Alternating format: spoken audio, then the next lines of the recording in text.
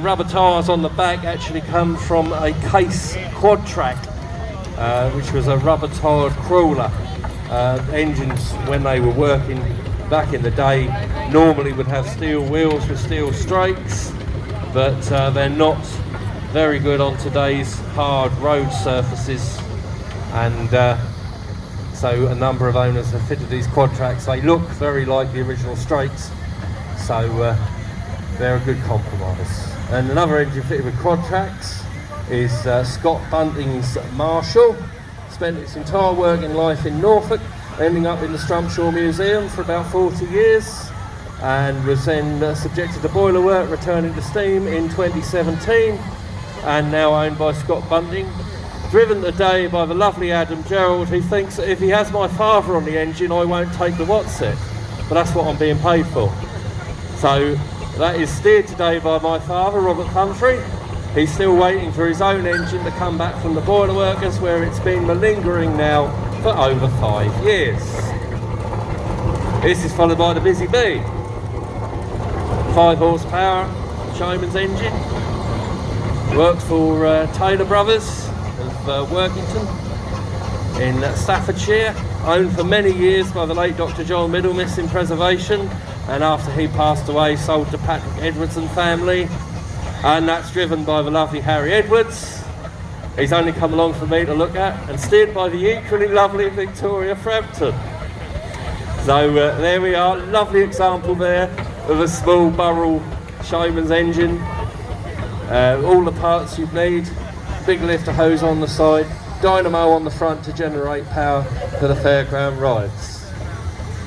Another one of our Aveling rollers now. I should point out perhaps that Aveling and Porter built more steamrollers than every other manufacturer put together, and it was not unusual for a local authority to purchase 10 or a dozen of these at a time. Imagine that.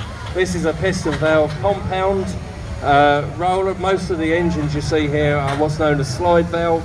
The valve works on a flat face, sliding backwards and forwards, but Avelings from time went in for piston valves, which when they were new they were very, very good, but they were susceptible to wear.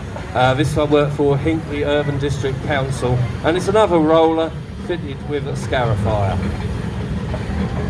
So although Aveling's built more rollers than anybody else, of course most other manufacturers had a go, and one of our rarer manufacturers is shown here.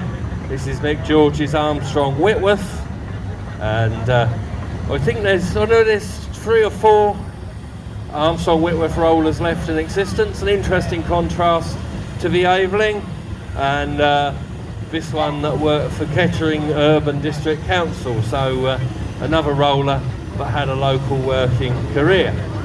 You'll see a lot of these engines are fitted with lamps. This is no exception. Nice set of oil lamps for keeping up with the regulations when you're working on the road after hours.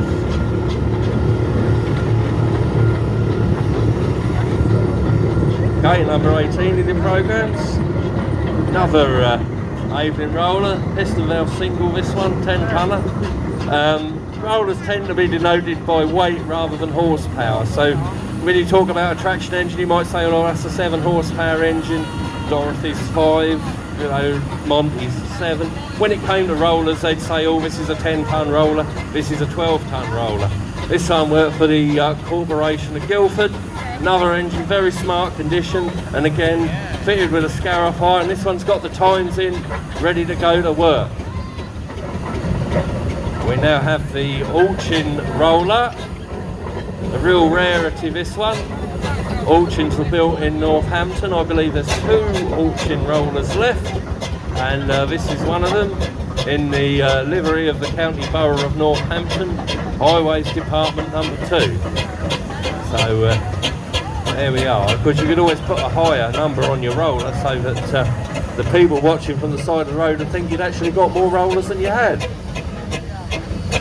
There was a friend of mine, he had a very nice Foden wagon, and that got a lovely fleet number on the side of the cab, but it was number 12. But he didn't have 12 wagons, that was the number of his house. But never mind, that was faithfully reproduced when they made a corgi model of it. We've got another one of our barrels just making its way across to the arena now.